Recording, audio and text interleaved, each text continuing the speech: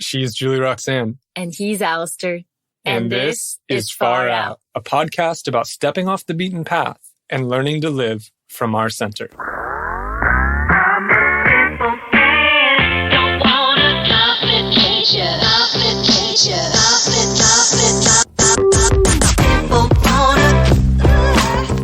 For now, what work means is the thing I have to do in order to get money. And it sucks. I don't want to do it. Like, I don't, it's who like... wants to do that? Yeah.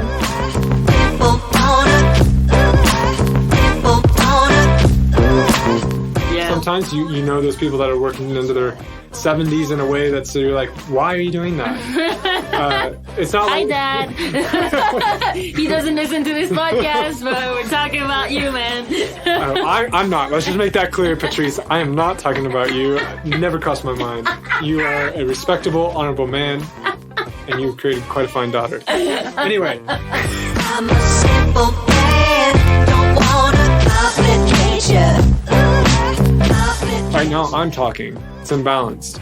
Probably a lot of people on this podcast would say, well, yeah, you talk a lot, so it's definitely, we need a little more balance here. Let's hear a little more Julie-Roxane, maybe, but anyway, I think... That's a good point. The example you're giving, yeah.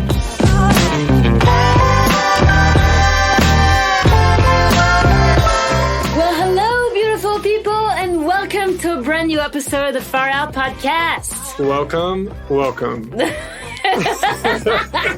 Gloomy. That's all I have. Well, this episode is definitely an interesting one. We haven't had a conversation kind of banter one in a while. This one's more like a windy road that goes up and down and around. Just a bunch of ideas. Sometimes you find yourself right back where you were already. And you're like, how do we get here again? It's an interesting conversation. It's all about work, what that means. We talk about other topics that are related, like purpose and balance. Yeah. I think you'll find it interesting. Definitely spend a lot of time thinking about this. It's something that we have to think about in order to live the lives we live. Yeah. It's something that we have to answer every day. And it's difficult. It's challenging. And it's messy. It is messy. Oh, by the way, in the episode, I keep saying and warning you that I'm going to cry. I didn't cry! Woo! That's like, I think that's pretty awesome. So here's to celebrating that. All right, let's get right into it. Let's get into it. Good morning. Good morning, Alasdair. Good morning, all you beautiful listeners. Yes, or evening or afternoon or night, wherever you are in your day. Hi. Hello. We're so happy to have you here. We are happy to have you here. I'm excited for today's episode. I am too, but I think first things first, we got a gift this morning. I think that's worth mentioning. Elfie, the resident cat, who I've struck up a pretty strong relationship with. We've had some really strong cuddles in the last couple of days. Like, she fell asleep a couple times on me. And I've been rewarded today with a very large bird that was dead on our doorstep. Yeah, just the right amount of blood on the walls. And now I'm like... if you followed this series, this is also the same cat that killed a hummingbird. Yeah, and we still don't have another hummingbird. It sucks. That hummingbird was here every day. I like to enjoy watching it eat from the flowers, and now it's just crickets out there. And now and now I'm starting to associate my pets with Elfie with like killing birds. Like, am I killing birds? Am I indirectly killing birds? That's I can hear that. She definitely was very proud when we woke up and it was there, but she wasn't there. And then when she heard we were outside, she came around and she was like kind of flaunting it, like very proud, like, look at what I brought for you. And I'm like, dude, you could have at least eaten it. It's like common decency. If you're going to kill something, don't waste it. I feel conflicted because, it's like, one of the first precepts is do no harm, right? and I try to live by that, but I know Elfie can't live by that, and that doesn't make sense for a cat. Right? But it still hurts. It's like, shit. Yeah. So that's what's new here in Guatemala. And today... Man, today we have a special one. First off, before anything else, we have to say this is an episode because of a patron. Yes, it Lou, is. thank you. Shout out to Lou. He's our friend, and he's also now a patron. He's on the Explorer tier, at which you get to ask us a question. Yeah, and Lou's, he also leads retreats with us at Ripple Out Retreats. Mm-hmm. So he was one of the leaders on our Yosemite retreat, and he's a meditation leader as well. And he's got a page on Insight Timer with a couple courses, and he's been doing meditations there for years, and he's pretty popular up there. So we will link to Lou and his free meditations on our show notes at thefaroutpodcast.com. Yeah. So we're incredibly blessed to have him as a friend and as a business partner and as a patron now. And last time we sent him a message asking for his question, and we were both kind of expecting what's your favorite color? Yeah. Like that kind of stuff. And he actually served us a heavy one, and we're gonna attempt to discuss it today. Maybe we should just play it. Let's do that. Hey. So awesome. I'm excited for this. And I think because I'm working on this course that's around this topic, it's going to be my next course on Insight Timer. It's going to be a 30-day course, so it's going to be a lot.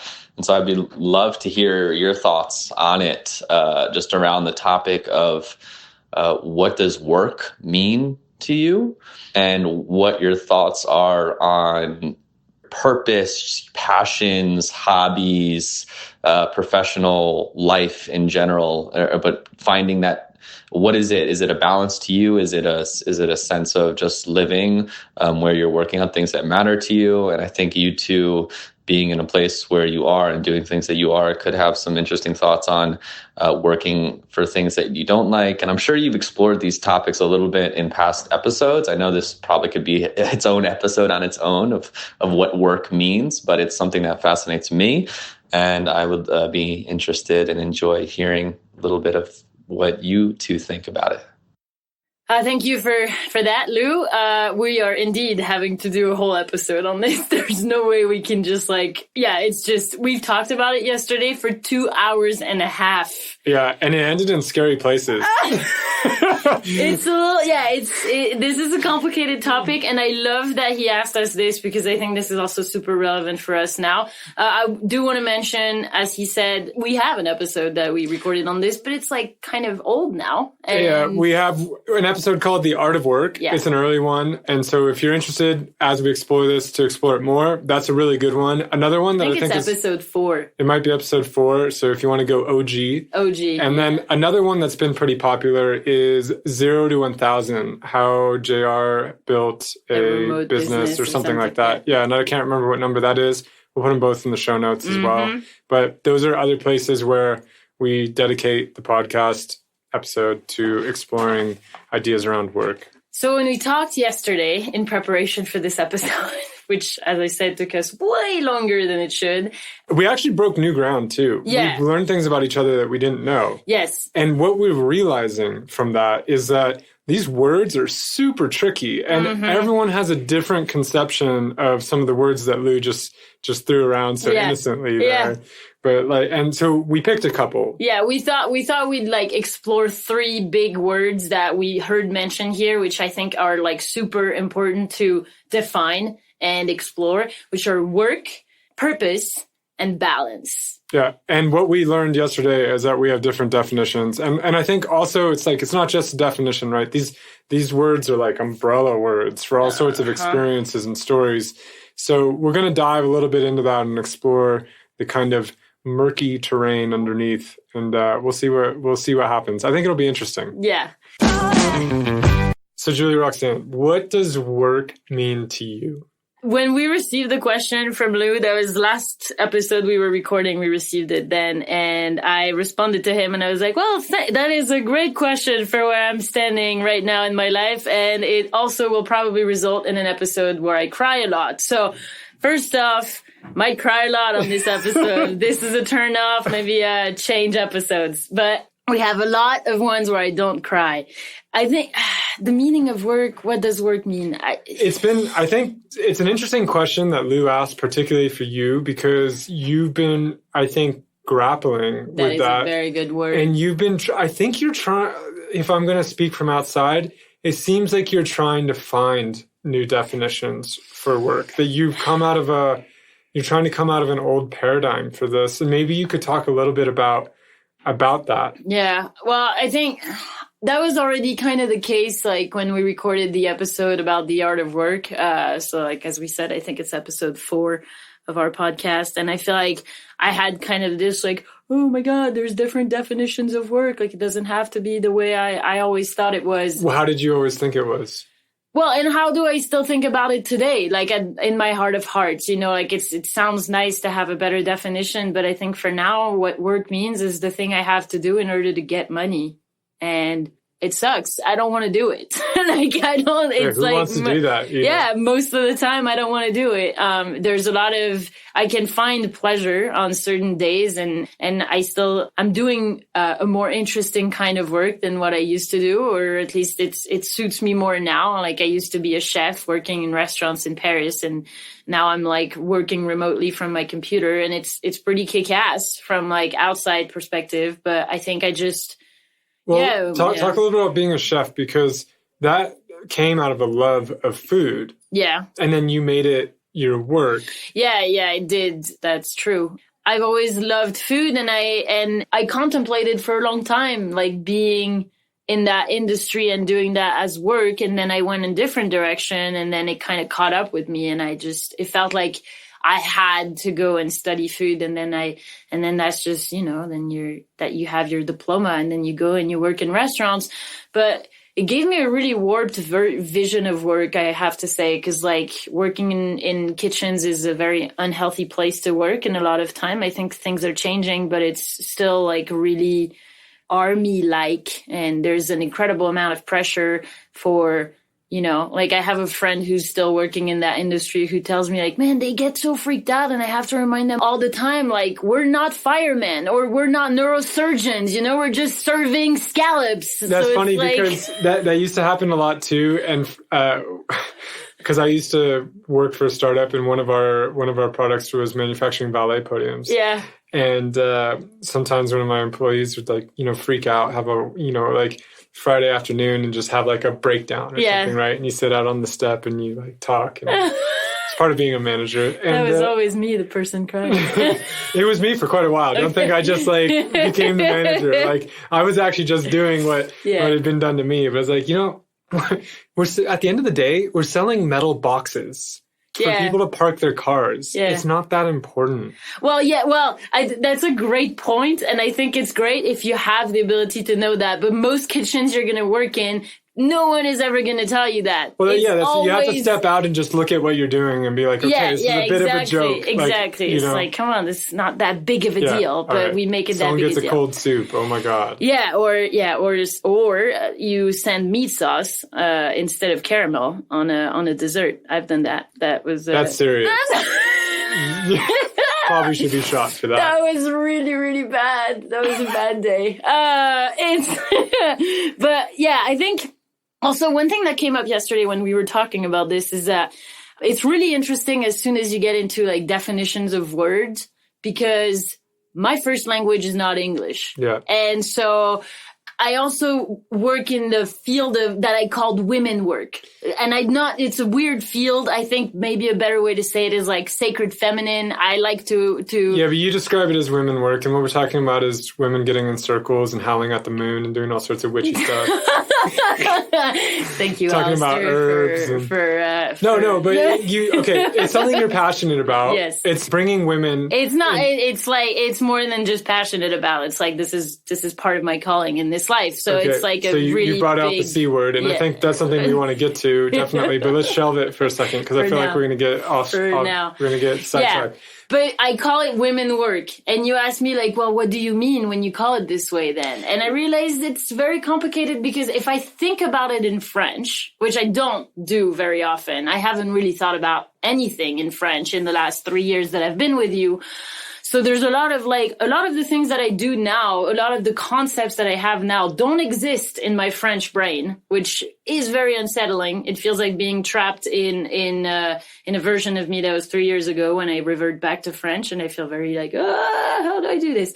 But I realize that when I think about this thing that I'm doing with women in French, never does the word travail, which is the word for job or for work, same word, never does that word come up. It's like I have more like collaborating or participating. It's like almost like I'm joining a conversation. So I feel like when it's more salon-like. Yeah, and it's like it's more also like on a universal level, on a worldwide level. It's like I'm not doing anything crazy new. It doesn't feel like work, because work at its core for me is something you do because you don't want to do it, but you have to do it. And then you sweat and there's blood and there's tears, and but not in a like, ooh, I came out of the trenches fun kind of way. Like in the really, I don't want to do it. And I come out of work and I smell like lamb because I fried lamb all evening. Yeah, but this sounds interesting because you've used words like trenches and you've used words like military. Like what you're describing sounds more like war. Yes. And I don't think that's just by chance, because a lot of the metaphors we have, at least in English, I don't know about French, and I know this, you only have to read something like Anthony Bourdain's Kitchen Confidential to know how often like the ideas, like the concepts of war are infused into our work. Yeah. And that's like a very competitive vision, right, of what work is. Yeah. And it can serve in some ways, but I think it's a very unserving overall. It's not a very good way to think about work, or it's a very limiting way. Yeah. And one thing we were noticing, I found it interesting with you, that your definitions of work, there's a couple things I found interesting. Is one, money seemed to be a part of the definition for you. Like you couldn't take it out. And the second thing that was interesting for your definition of work is that it didn't seem consistent, because you use the word work in other places where your definition wouldn't work.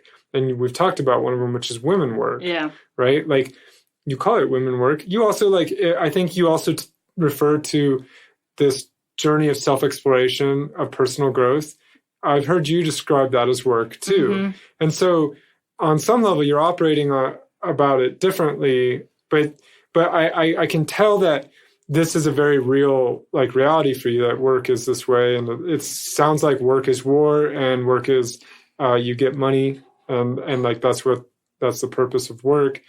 And I've heard you kind of come up against this particularly recently. Like it seems like you're trying to find a different way to look at this, because you realize that that's kind of miserable. I mean, yeah, and I think I've been trying to look at this differently for the last year and a half, because I knew we were going to dive back into having to work for money. And I figured there's also, I could also kind of foresee or foretaste that there's other things that I'm going to do in my life that some people might qualify as work, and that maybe if I did qualify as work too, it would feel more expensive and more all-encompassing. I think, just to respond to the whole women work and healing work, I think women work, I use the word work in there for lack of a better term, or for lack of actually thinking about it, because it doesn't always resonate with me, that word, and I don't like using it. It's kind of, I named a folder like that on my computer because that's where I keep all my stuff regarding this kind of field, but it just doesn't match how it feels inside my body. And as far as healing work, I would definitely say that maybe there's not the element of money, but there is the element of something I have to do, but that I don't really want to do. There's an external force pushing me to doing it. I'm like, well, if you don't do it, you're just going to keep being miserable. It's like a push. It's pushing me from behind instead of something that's pulling me. One thing also that I thought was interesting is recently you had a conversation with your parents, with your family, in French. Yeah, that helped a lot. So I think I've been in a really big funk for the last month or so, and mainly a lot of things, but a lot of it showed up in the work arena. And I called my parents on New Year's Eve, and I've been telling them like, yeah, we took 5 days off and it was great. But now we kind of have to go back into work. And even though we had planned for 2 weeks off, and I was like, maybe I guess we can't take 2 weeks off. Like maybe we're just not at a point in our journey where we can take 2 full weeks off, because when we're not doing the work, no one else is doing it. And it helped me to like say out loud, like, yeah, I guess like I'm a business owner and this is the first year of my business. In French. Wonder, yeah, all this in French. Like, and no wonder I can't take, 2 weeks off. And saying those things in French had a big like shifting effect on my brain, where I was like, oh, I'm a business owner in their first year of business, because when I say business owner in English, it sounds like, I see like a fat cat man, with a top hat and like a vest and like a monocle, and he's like smoking a big cigar. He's like, oh, jives, it's funny. It's like, that's a business owner. It's like an industrialist or whatever. Yeah, fat cat. Yeah, exactly. But when I say chef d'entreprise in French, it's like, oh, it's hard work. You got to put it in. You got to put in the hours. You got to, like the sweat on the forehead, and it's hard. It's hard work. It's in the trenches. But it's like saying it this way. I was like, oh, wow, it's normal then. I don't know. I had this kind of vision that I was already further along on the journey, and that I could take 2 or 3 weeks off. Yeah, it's like all of a sudden all these like concepts in France just like kicked in. Yeah. And like, oh, that's where I am. Yeah, exactly. And it just felt like I aligned with reality a lot more than I had in the previous month. So it is funny how our brain works around words, and definitely when you've been raised in a language and your current life is in a different language, there's it can get pretty complex and sort of murky, I would say. But yeah, I'm curious what your definition of work is, Alasdair. Well, you already know what my definition of work is, but let's share it with everybody else. So I think this is a place that we found is actually pretty tense in our relationship in ways, because there's a pretty big contrast. And I can see where you're at. And in my mind, being someone that's been in the business world for over a decade, and that's not that long for a lot of people, but I mean, I went to business school, and then I did 7 years in startups. Yeah. And then I've started a lot of things since, and I've always been involved in that world and that mode of thought. Is that, to me, you just seem like you're early in redefining what work is. Like you've taken on what a lot of times the message is to young people about what work is at the beginning. Yeah. Or at least what they need to do, right? Because like you're coming out, that's a really hard time in your life when you're coming out and you have to make money. In my case, like in our cases, we're both very privileged where it's not do or die, or something like that. Yeah. Like we have family that's always there as a safety net. So, but it still feels like it's do or die when you're young. Yeah, like, I guess that's how you don't want to have to go back to your parents. No, because that's like dying anyway. Yeah. I mean, but I remember wanting to cut financial ties with my parents really early. You want to be independent. You do. I was independent by 19. And in a way, maybe it is dying. If you're not able to like be independent, you can't become yourself, right? Yeah. You know that there's a lot of influence that your parents have on you unconsciously. I mean, right, maybe from the best place, but still, we all know how it is to go back to our parents and you revert to your like 7-year-old self or whatever. Yeah. And so I think we know that in a sense, maybe if it's not like you're going to be on the streets next week, but still like in a more spiritual sense, it is a little bit of do or die, or it is very important. At least let's say that. And I remember that time where, it's like, okay, out of college, you're green as hell. You don't know anything and you have no skills, really. And you're going to go and say, hey, you want to pay me money and I'll just fuck things up for you? And like, I don't know. It's hard for everyone. That first job before you have the references and you have any skills and anything like that. Yeah. I remember where that was. And I'm not saying you're not there. You're definitely not there. But I think you seem to be really grappling with what work is and what it can be. And there seems to be quite a contrast, because I know I've done a lot of that work. I will continue. I think I'm still trying to broaden my idea of what work is. But for me, I think if I were to give it a definition, it's expending emotional labor in order to realize some change. And another way you can think about this is it's energy work. It is expending energy to create change. I think those are kind of interchangeable. Yeah. I like emotional labor because it helps, it gives a flavor to what work is to me. Like that's what I identify as work. you can be toiling in the fields. Like we did the vendange, we did grape picking. Yeah. There's a lot of emotional labor in that. It's not like your body's there and your mind's not, you know, or your heart or whatever. Yeah. It's tough. But also, if you're doing something creative on the computer, emotional labor is looking at a blank page and trying to write a blog post or a book or whatever. It comes in many forms. It's kind of it's grappling with what Stephen Pressfield calls the resistance, or the capital R, right? Like wherever that shows up, there's work there. Where does money fit in that definition? I don't think it does. I think it doesn't to me. Money is something you can work for money.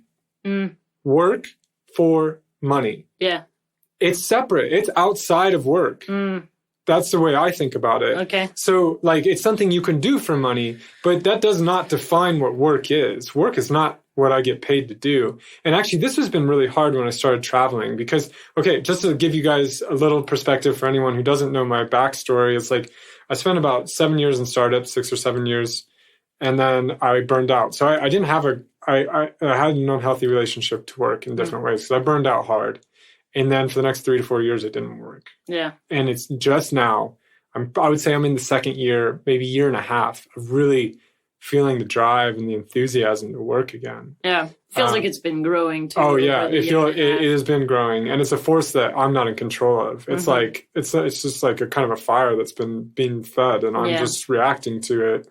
So that's kind of like my relationship with work. So when I started traveling and I quit work altogether, which was, oh man, really hard. Because at that point, I had identified with work. That was my identity. And I think that's a mistake a lot of us young people make. It's like you crave to have some sort of identity, to have some sort of status, position in society, right? Yeah. Like you've been trained for that. Yeah.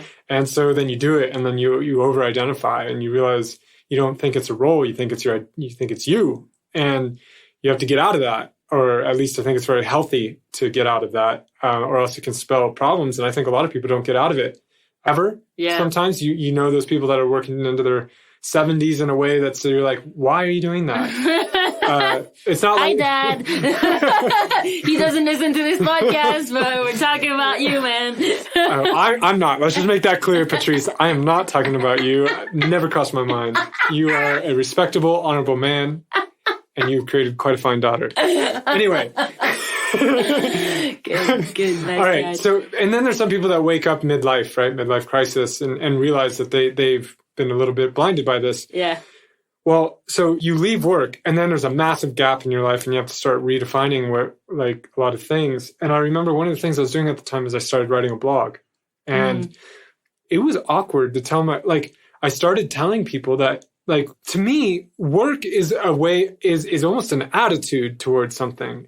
It suggests a certain sincerity, a certain seriousness, right? And work can be play. I'm not saying that it can't, but like, it means I'm taking it seriously to some degree, right? Like, it's important. Yeah. And so I started calling my writing work, which is really uncomfortable because I wasn't getting paid for it and I was an amateur. I just started. And like, it was really awkward to like tell my parents, like, I did work. And for a while, I don't think people really believed me. Yeah, you know I remember when I met you, you were doing it and you were in that stage where I think it was still fairly awkward for you. And I remember like when you said, I have to go do some work, people are like, oh, you got a job or you got a way to make money? Yeah. I'm like, no, I'm because most people associate it with money. Yeah, yeah. And I was trying to actively change what I thought work was to me. And I was finding it tough because respect. That's what I would say. Like work calls for respect. If you're going to call something work, there's a certain respect that comes with it. Interesting. I think. And I was having a hard time because other people weren't respecting that this was truly work. You know, sometimes when people are like, maybe you're an artist or something and people don't understand the work that goes into creating something, any creative endeavor, right? Because a lot of us aren't creative or don't work in creative roles, right? And so we don't really understand that the whole creative process is a hell of a lot of work. And so I wasn't confident about calling it work, and I didn't feel, and maybe that was reflected in people's attitudes toward it, but I also felt like people didn't think it was work. I remember feeling when I met you and you were like, you know, going off in your morning work sessions where you would like drink coffee and then go to work. That was before we were together.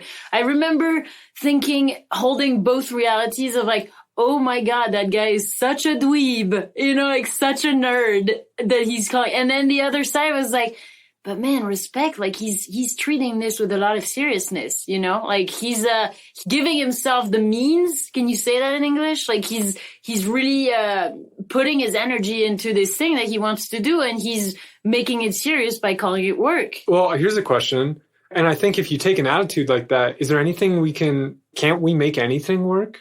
Like if you take it seriously enough, it can become work. Right? Like, and now I'm starting to think about work as a spiritual tool, right? As a tool for realizing our potential. Yeah. As a tool for dialoguing with the other and having a conversation with the other, right? Because work often is an exchange or there is some sort of exchange involved with work, and it usually involves others, and it involves trying to realize a potential in something, but often and almost always in you as well, right? Like, because you're the one acting on it. So some potential has to be realized in you to realize some potential in the outside world as well.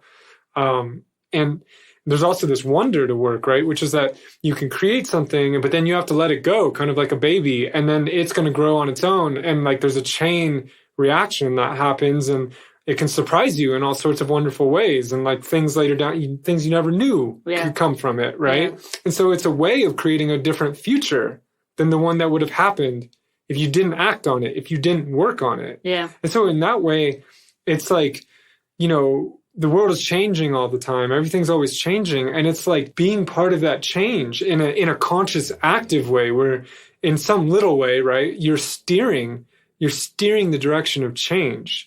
Right? Like we can't stop change. Change doesn't happen, but in some way you're influencing it. And that seems to me like being part of the stream of life, being part of this thing that moves and changes.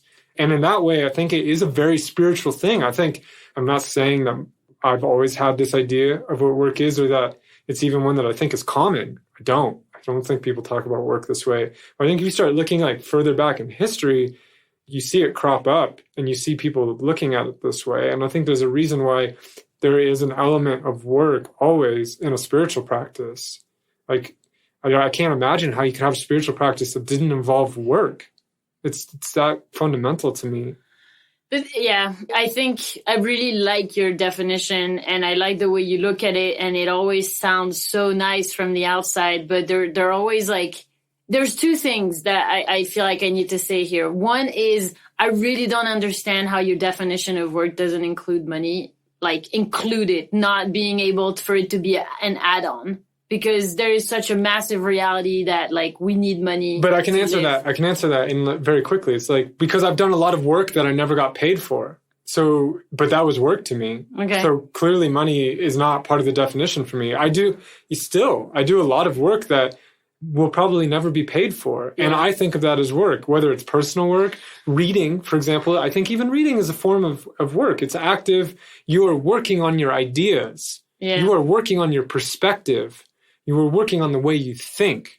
That's work. I'm never going to get money exchanged for that, although money might result later, but that's not why I'm doing it. You know what I mean? Yeah. So that would be such a limiting definition for me. If I made work only the things I got paid for, all of a sudden it becomes very small. And also in that group are a lot of things I don't want to do as much. I think that's interesting. I think like that's helping me realize that maybe in the example that we use where I still call what I do with women work, I think I call it this way because I realize there's an element of emotional labor that comes along with what I do with women. But for me, that's not work. That's my calling. And it's like, yeah, my calling has an element of definitely, pretty much everything in life has a component of emotional labor. Like, it's not like getting through the day sometimes is emotional labor, you know? So it's... And you could consider that work.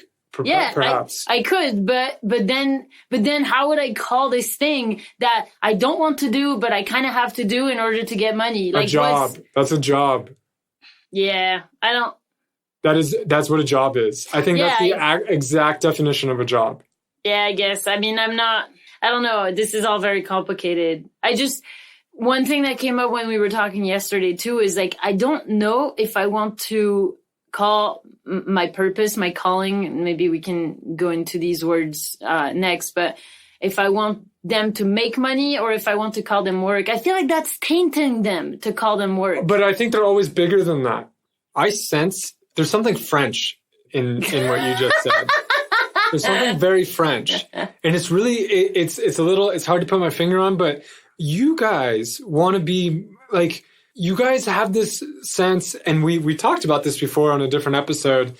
It's the one about if France and America were to have a conversation. Yeah. But it's like, you guys need to separate money and like the virtuous things you do, right? Like, or you can't do it for a lot of money. It's the very little. As soon as like money poisons it, money taints it. Like there's something very French in the way. I feel that way. Yeah. And it's not American because. Well, people struggle with that in the US too. I'm not saying people don't struggle with that, but in the way that French, like for example, the French will host pilgrims, so they will be like a bed and breakfast, and then they will charge as little as they can, and then they will use that as a badge of honor. But it's also like oppressive, and it's also like this social pressure, because if they were to do different, they'd be judged and they'd be ostracized by like the rest of the community. That's the feeling it has. And so I think there's something very French in your attitude here and I think there's something very American in my attitude that we could be all these things. And maybe it is a very Puritan attitude in some ways. I don't really know. I don't know enough about it, but I'm sure like the Puritans had a really strange idea of work. That's for sure. But in my mind, I think we should get into this other word, because maybe this is where it's leading us is purpose. Lou said purpose on the call, and we thought that was another word that's interesting to explore. And partly because I don't like the word purpose very much. Yeah. And I think it's because my experience with it is that find your purpose, right? Like we've all heard that word, and it's bullshit in my mind. And that's why I like the word calling better. And we'll get to that in a second. But for purpose, it's like, I think if you think of purpose, in my mind, it's got a capital P and it's purpose, not purposes. And I think we might as well put what it really is there, which is the answer. We want the answer. I think it's a young thing a lot of times, but and a young male thing in particular, right? And I was a young male, and I definitely was looking for my purpose. And it's something that seems to feel like it's out there. It's like something you're going to find that's outside of you, or you're going to think up the perfect word or definition of your purpose, and then you're going to live by that. And like you're going to be, things are going to be hard, but they'll never be that hard because you have your purpose. And you can just revisit that. And like, it's this armor almost to like the difficulties of life. And I think we have many purposes, and I think they change throughout our life, right? Like sometimes we're a father and sometimes we're a son, and there's all these different purposes. And maybe you should comment on this, because I think you think of purpose in a very different way. Yeah, I mean, for me, I don't have this strong relationship, but that's what fascinates me about words, is that the way we imbue meaning into words is so linked to our life experiences and how those words were used in our past. And I think they're linked to the soul of our cultures. Yeah, that too, definitely. And I think, I don't know, for me, purpose, it's like the definition of purpose would be the reason why we exist, or the reasons why we exist, if it's purposes in the plural. And I like this word. It's kind of nice to feel like there might be reasons for why I exist. I mean, I feel like I spent the first 27 years of my life just thinking like, oh, that maybe isn't a real reason. I think it's misleading, because even the way you define that, it sounds like that reason's going to be given to me. And it's not that it's going to be something that evolves or emanates or comes through me or out of me or from within. Yeah. And I think this is why I find calling such a more useful word, because calling suggests you have to listen. Yeah. Calling suggests that it's something you might hear. And someone calls you, I guess. So it's still, I think you can't ever get away from this thing that it's right. We're looking for something greater than ourselves. This is a search for God in different words. Yeah. But I think calling is more practically instructive about how to find this thing we're talking about, this thing that we want to submit ourselves to. And because calling suggests that I need to be quiet and that I need to listen and that I'm going to hear it, and I'm going to hear it with my inner voice, I think. And I also like the word soul work because this suggests where it's coming from too, which is somewhere inside. It's going to come through. It's going to come through the experiences of our life. It's going to come through our personality. It's going to come through who we are on a soul level. It's going to be, in a way, it's the questions that life is asking us personally, right? Like that. That's what I would equate with calling or soul work and purpose. Yeah, purpose. But I just think that the purpose word has been used and abused in the American language, and it's been dragged through the dirt where it's just too confusing of a word. And I feel I get the sense it's very misleading, and it have been for me. And I think we need to find other words for finding this thing that they're all trying to point to. Yeah, I mean, I think you're right. Like, I don't have a personal relationship to the word purpose that would make me maybe react with the intensity you're reacting to it. But I agree that these are the differences I perceive too, that it's like purpose is something you're actively finding. It's like almost something you can pencil in your calendar. Like today from 9 to 12, work on finding my purpose, and it's like, that is such an American idea. It's like, so it's funny. It's so American. Like I haven't been in France in 3 years, so I don't know what's going on over there. Maybe things are changing faster than I anticipate. And maybe it's like that now. But when I left things, I just felt like people don't think about like what their purpose is. It's like, I don't know. I didn't.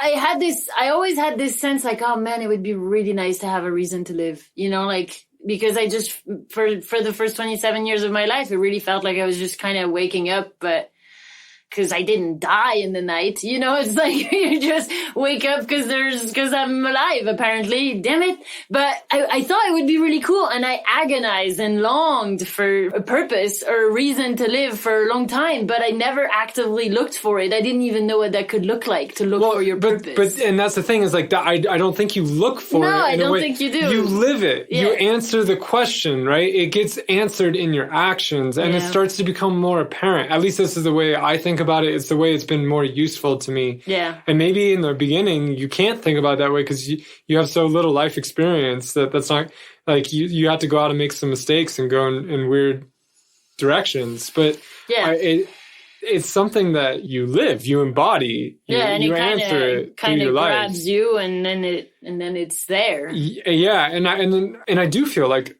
to some extent, we said this, we did our annual review recently, and I do feel to some extent that like my life's work is starting to be laid out in front of me, and it's more a vision or a feeling. I would almost say a feeling. It's not like I know exactly what I'm going to have to do or what the form it's going to be, but like there's certain themes to it that have just arrived. Like not really my choice. You know what I mean? They're almost like they've been told to me. I remember last year I was hiking alone in Yosemite for a week, and one of those was, I want to facilitate journeys. I want to lead and facilitate journeys for others. That is what, I would equate with a calling or with soul work. And it can take so many different forms. Yeah. Like there's a million different ways you could go about doing that work. But like that is, I think, a core theme of what my life's work will be, or at least this section of my life, right? Like I'll also leave it open that this may not be it has the weight of something that may be a lifelong work.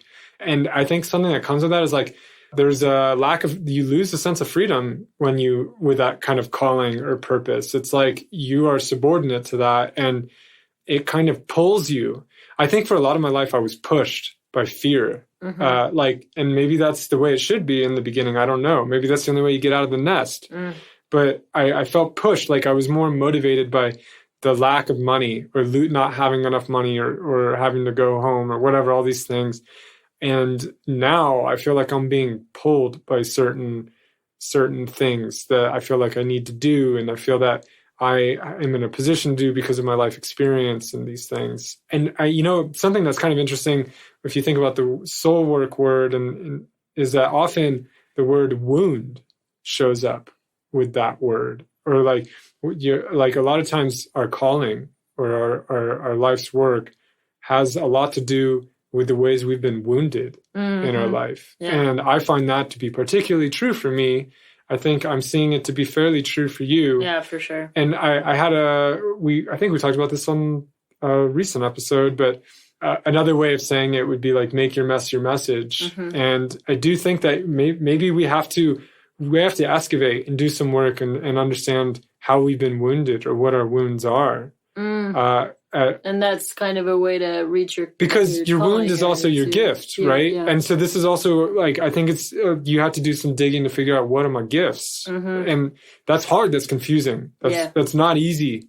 And as they start to come into focus, I think that says something about, you know, what my purpose is or what my calling is. It's like sharing those gifts in a way that's helpful. I think about all this. Everything I'm talking about here to me is work. My work. I was just like about to bring it back, and there's still like a huge resistance in my body and in my flesh to be like, I recognize there's labor in that, and I think it's not that I don't want to call this work, but because work is so connected to money, I don't want to have to make money from my calling.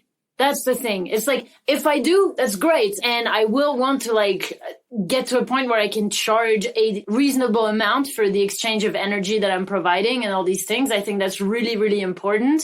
But I don't want my calling to be the thing that pays the bill. Which is an understandable thing to say from someone who loved food and then went into being a chef. Yeah, and then it took me a couple of years to get back to a place where I wanted to cook, really. And it still sounds pretty terrifying to go back to cooking for a living. Yeah. It's like, it's not fun. It loses all its meaning, you know? It's like when you cook, I'm just gonna get poetic here, but man, when you cook a beautiful veal roast for your family and you put tons of butter, I don't eat butter anymore, but let's just go with my metaphor, and you do it, you poke it with rosemary in the right way, and you go and pick the fresh thyme in the garden, you cook it, and then your family eats it, and it's like this, it's spiritual to the max, you know? It's like the most spiritual thing I can think of.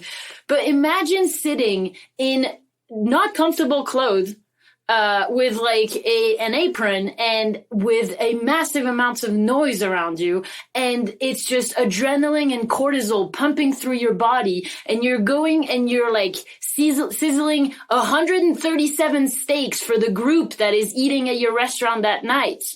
The fuck? That loses all its meaning. Yeah, and this is why I think you're confused, because to me that's a job, and that is a subdomain of work, right? Yeah, that is a sort of work. It's a work you do for money, and it's a work that has certain requirements and may not be pleasant.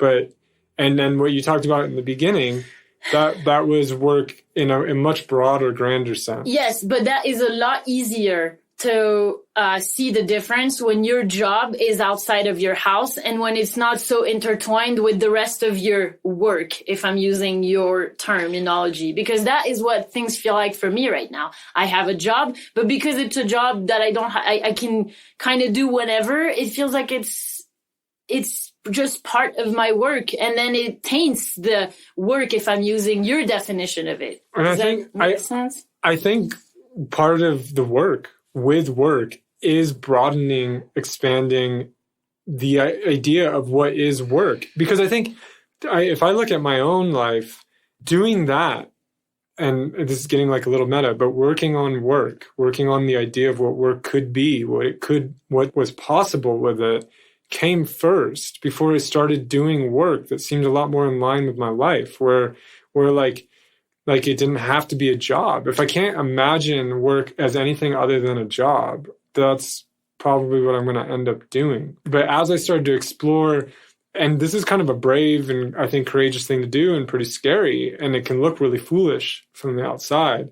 But as I explored different ways of what work can be, that was kind of like doing the groundwork to receive compensation for things most like people wouldn't consider work. Mm-hmm. And I think this is new for me, and it's very much an experiment. I have not figured this out, but I am in a stage right now with work where it's pretty intertwined with my life, and I cannot, and this is the first time in my life I can really truly honestly say this, where I cannot always tell the difference, that a lot of the material of my life ends up in my work, and a lot of the material of my work ends up influencing my life.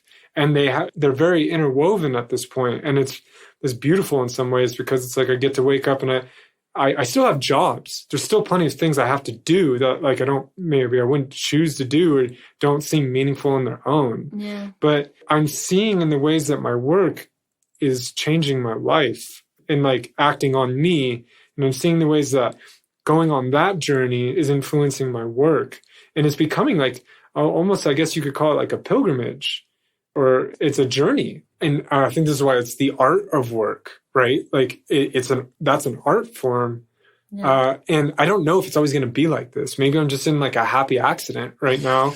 And I do see that there's pitfalls to this too. Like you're saying, it's like you can lose your creativity, or if it becomes something you have to perform on request, then like all the spontaneity and a lot of the things that made it, fulfilling, pleasurable, leave.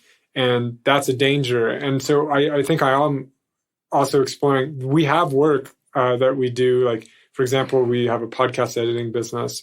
I don't really see that as like my life's work, but I do see it as beneficial. That it feels a little bit more like a job. Yeah. I enjoy doing it. It's fun, but it's not so close to my core as like some of the coaching work I do, the retreats we're doing and my writing and this podcast and things like that. And I see the value in having some things that are just jobs where it's very transactional and I get paid and I know when I'm going to get paid and I know what a good job is. Yeah. That's really nice because in the work arena, I don't know those things so clearly. It's so much more ambiguous at times and confusing. And I think in order to be able to do good work in that arena, in this bigger context of work, you have to be able to take risks.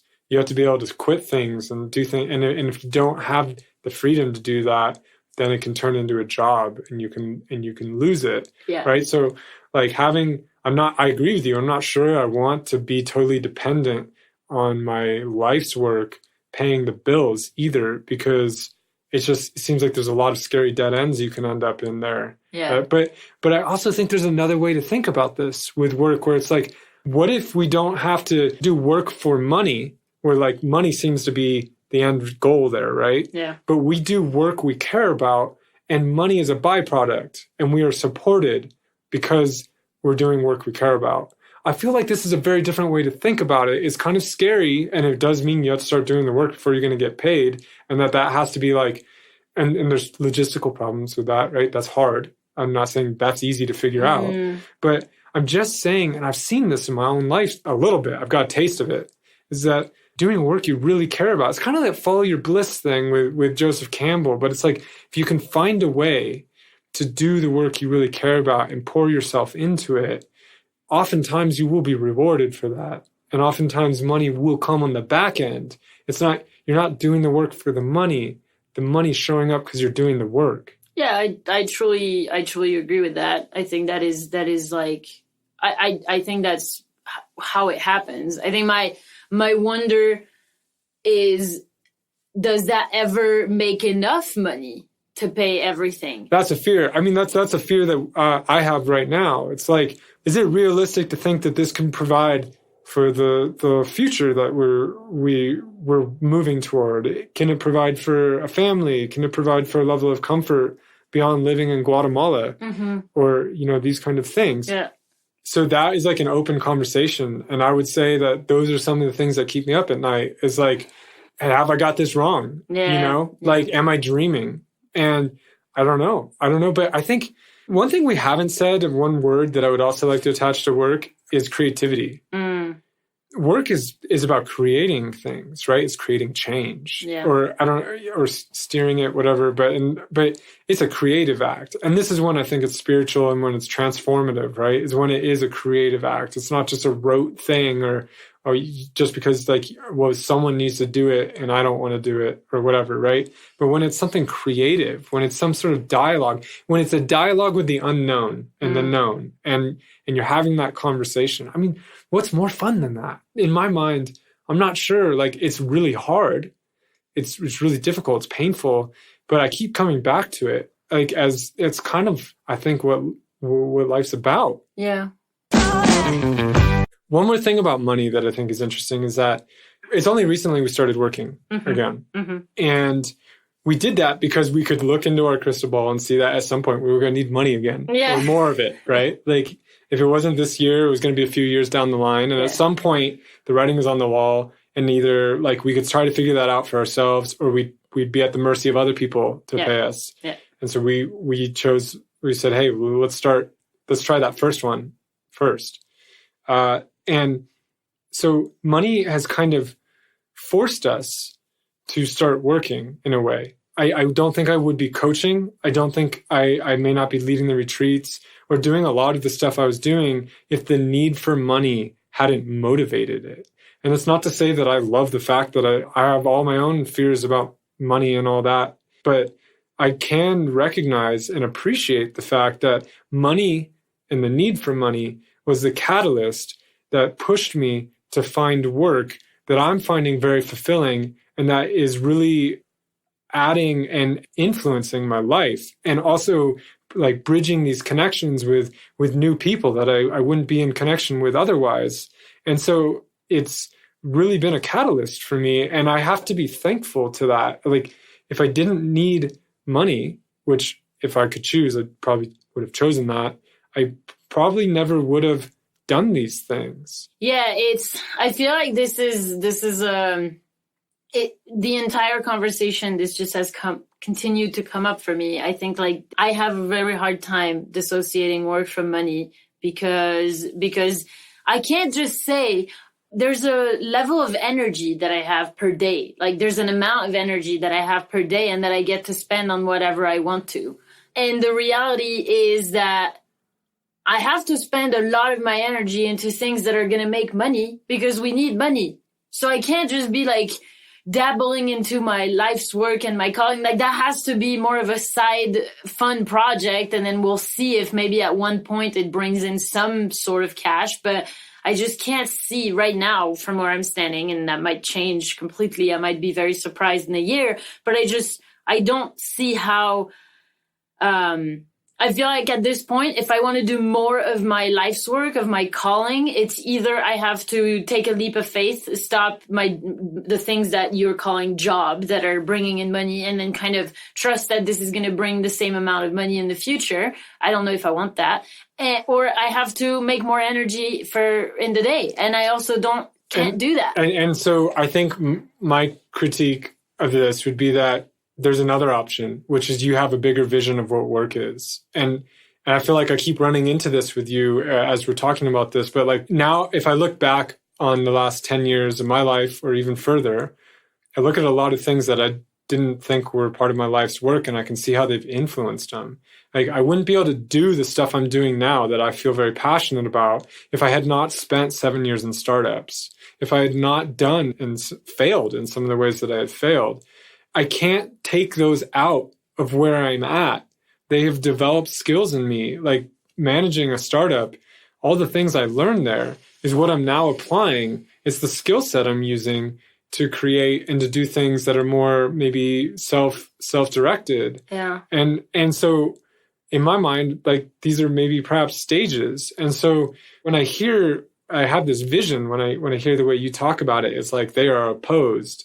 And it's like, there's one on the left side, there's one on the right side, and like it's give or take, right? Like you take from one to add to the other, and that's the only way, right? Like I don't know how to say it, but I just have the sense that where I'm coming from it is at a different vantage point where that tension no longer exists. It doesn't make sense anymore in the same way. Yeah, I guess I can kind of imagine that. Yeah. But I think this links to another word that we wanted to touch on, which is like balance, because Lou asked us about this and we had a very interesting kind of conversation about balance yesterday. And I just want to preface this and say this whole work-life balance thing is so American. Oh my God, you guys, come on. Wait. Because if I go over to France, I think the French seem to have figured out some work-life balance, right? You guys have your Yeah, but the government did it for us, so we don't need to. Who makes up the government? Well, isn't that rabbit hole. All right. Maybe we shouldn't go that way. Bad question, but it seems maybe it's an American question because we don't have it, and the French do in a way, at least. Debatable, but I think you're right. But I think that's what I mean. It's not like a jab. I just think it is an American idea because when I hear how much you guys have of paid leave per year, it makes me want to kill myself. It sounds so horrible. How is that even humanly possible to think that you can take that little amount of paid leave per year and still be a functioning society? This is how we're number one, baby. Yeah, yes, damn. I think, honestly, I think it's the cost of, at least we believe it's the cost of trying to hold that position. I'd like to, this is really a side note, but I just like to say like, yeah, man, number one, but in a lot of other things than just, there's I agree. I don't think it's a healthy attitude, but it seems to be the belief that we've adopted. Yeah, I get it. Balance is an interesting word because, well, we were exploring this a little yesterday, and it was just like, okay, well, how do you even define balance? Because it's such a tough word to get a grapple on. Because, like, okay, think about nature. What does balance look like in nature, right? Like, we're in Guatemala. There's mountains across the lake, and you look at the mountains, and I know from walking in a lot of mountains is that on one side of a mountain, you have a certain ecosystem. There may be like a certain bird that is dominant, or a certain shrub or tree or whatever. You can cross to the other side of the mountain and it'll be completely different, right? It'll be dominated by maybe just like by a couple other plants or whatever. And so is that balance? Yeah. I mean, if you're on that one side of the mountain, it's balanced, right? Yeah. And then if you look at the mountain as a bigger ecosystem, as an ecosystem as a whole, then that's balanced. And so there's this idea of like, okay, well, we have to define the terms for balance. Like, what are the bracket points? Because there's balance at different levels, at different perspectives. There's a balance on a atom level, right? And then there's a balance on a more ecosystem level. But then if you look at it in different, if you were to look at that mountain, you might say, well, that side isn't balanced, right? If you knew the other side, like it's totally out of balance. Yeah. But if you look at the mountain as a whole, then it comes into balance. And so I think you always have this problem with this word of balance. It's like, okay, well.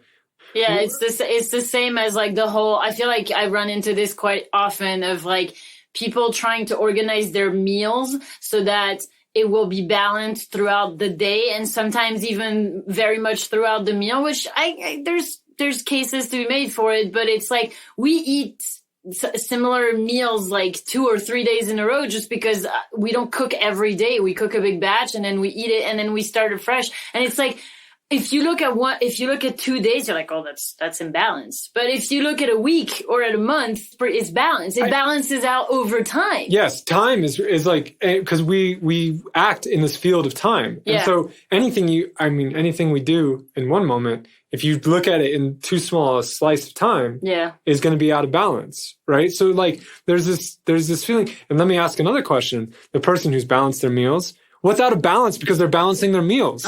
Because how much time does that take? Yeah. Do you know what I mean? Yeah. So like that becomes a priority. So something else is going to be out of balance. This is the trap, I think, of balance, right? Is that if you think about it that way, you're always going to be trying to reestablish the balance, or you may not be looking at the right time frame because maybe over a course of a year, it is balanced, but over the course of a month, you're working like a dog. Yeah. And then the next month, you're not working at all. And God, you have no work-life balance. But over the course of a year, it could balance out, right? And so I think maybe what I would say around balance, there's a couple things. There's one that I think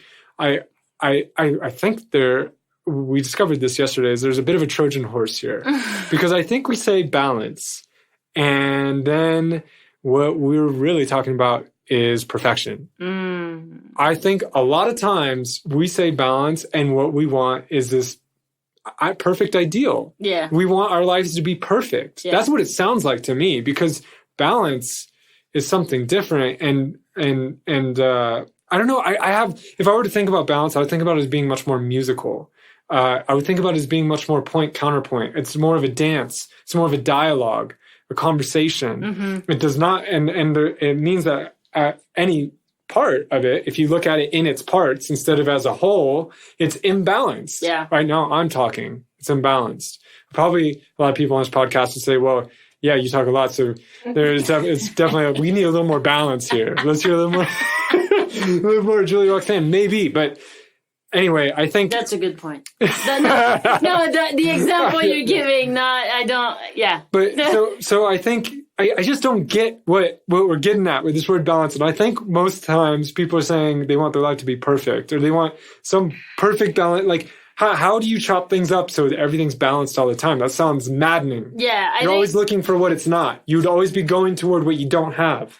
Yeah, I think there is one thing I would want to say here, though, because I feel like there is such a workaholic culture in the US, and even more so with the way you define work, because it's like, well, if work and life are kind of the same thing and everything feeds into each other, then it's so easy to use what you just said and be like, oh, okay, well, I can just go head on and then, but what then suffers? You know, your relationships, your time alone, your time not thinking that you're doing work. God, what a depressing life to think that like, when you said that reading is a form of work, which I totally agree, depending on the book you're reading, it is work, but it's like, oh my God, give yourself a break. You know, if like all you do from start to finish is something that falls under the umbrella of work, where do you actually have like distractions and kind of like real playtime? Well, that's different. That's different than work to me. There's work, play, rest. Those would all be different categories. Yes. And I can understand how you would have that reaction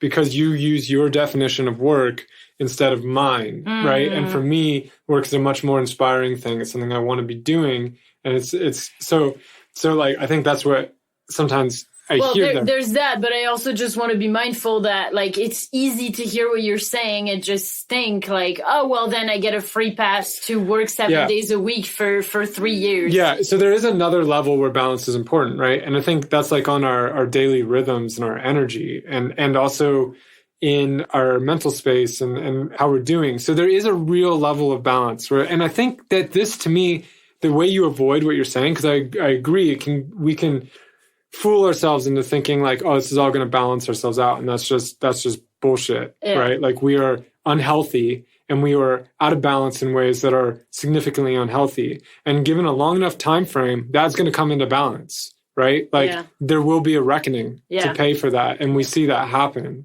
Quite a bit. So I do think if you expand the time frame, like, that's going to probably balance out too. And in the longest time frame, we were born and we die, and it's going to balance out.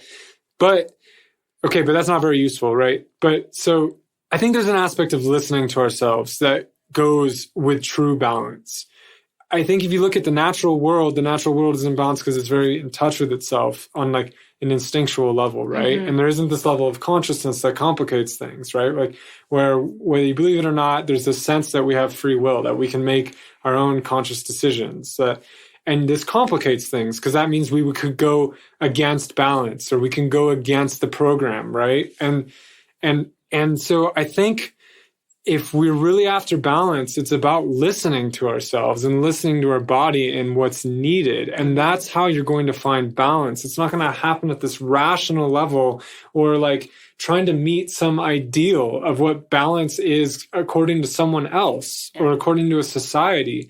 Balance is going to be based on you and your internal rhythms. And it's going to be something you have to listen for. And that might mean that you work for 12 hours and then you sleep for 12. Like, to me, it just means that there's going to be different phases. This idea of balance is like, it comes back to perfection. That's like, okay, I'm just going to have like a perfect whole all the time. Like my life is always just going to be in perfect equilibrium, right? And there's going to be no stress. And like, I'm going to be spending all the right amount of time on everything. This is absurd. It's impossible. I think it's more helpful to think of it as like, I'm going to listen to myself. And when I need to rest because I've been working too long, I will stop working and I will rest. And when I need to play because like my creativity is being drained, I will play. And like, that's a more mature idea of balance to me. It's just listening to myself and being able to act on those things as they become apparent. Yeah, I think there's also a case to be made that sometimes you're so in it that you don't have any frame of reference. And unless you actually like make an effort to schedule the time off, even when you think you don't need it. You know, I think it's like this listening to oneself can easily also be taken in the direction of like, oh, well, I'll just wait until I'm really, really tired and then I'll take time off. And then it will be really hard to take time off because you'll have been going for so long. Like, I think there is value in saying I'm working X amount of days a week and I'm working for these hours. And then as much as possible, you keep that. And then if you can't, you can't. Like, that's also the point, right? Like, there are going to be months where you work more than others. And if you would do project-based work, you're going to work for 3 months and then be on holidays for 3 months. And it's just, I guess it comes down to. But wouldn't that be a programming you did because you listened to yourself in the past? Yeah, probably. So I think that would be a form of listening to yourself, but applying it to the future as well. Valid point. And of course, like, there's probably a lot of people that have a pretty black and white work week, right? And I do think then there does need to be a different, like, I guess you think about balance in a different way there, because you have the work week. Well, let's just start with what's obvious, is that's fundamentally unbalanced, right? Like, fuck yeah. Yeah, like if you just look at the way it's set up, it is unbalanced. And so of course you'd want balance. Yeah. Like, but I don't know, my problem is I couldn't find it in that paradigm. Yeah. And I think we're coming out of that paradigm a little bit. Not everyone, and it's still very much there, but to me, I mean, this kind of points toward the future of what work is like we're getting a chance right now to explore how we want that to be different, like how work might intertwine more and more with our purpose, how work might be defined differently, in different ways of thinking about balance than what I think we've inherited maybe from our parents, in which that way made a lot more sense because of kind of the way work was structured. Mm-hmm. Work is gobbling us up if we like it or not. It in one way, it's just taking over a lot of aspects of our life, at least in America. Mm-hmm. And in another way, it's begging to be redefined. And I think the people on the forefront, on the vanguard, are redefining it, because there is this opportunity right now. There's this freedom. It is there. You can't deny it. It's maybe not for everyone, but you can go out, and more so now than any other time in the world, I think, you can decide what work's going to be for you, and you can make a living that way too, or you can make a life, I should say, that way. And so I think we're at a I don't know, it's not a turning point, but we're definitely at a decision point where you can, I think, more than ever, question what work is, what balance is, purpose, meaning, all these things around the idea of work, and reinvent it to some degree. There's some real possibility to do that right now. I feel like that's the journey, the experiment we're on right now. It's like, hey, how can we bring this more in line with our life, with the way we want to live, right? And it's not saying we're getting it right all the time. I'm just saying the opportunity to ask the question seems to be there.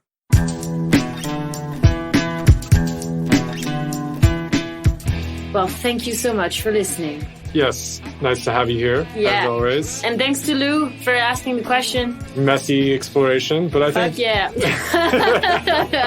Yeah, it was really cool. It was really cool to explore, and so I think it's just a conversation we have to open up.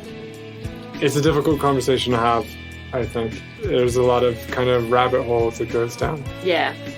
But it's fun to explore. Yeah. And I hope it's been a little bit helpful in helping you think about maybe how you think about work. Because at the end of the day, I think we get to choose. We get to choose how we define these terms. Definitely. Even though it takes time sometimes to change meanings. And it takes work.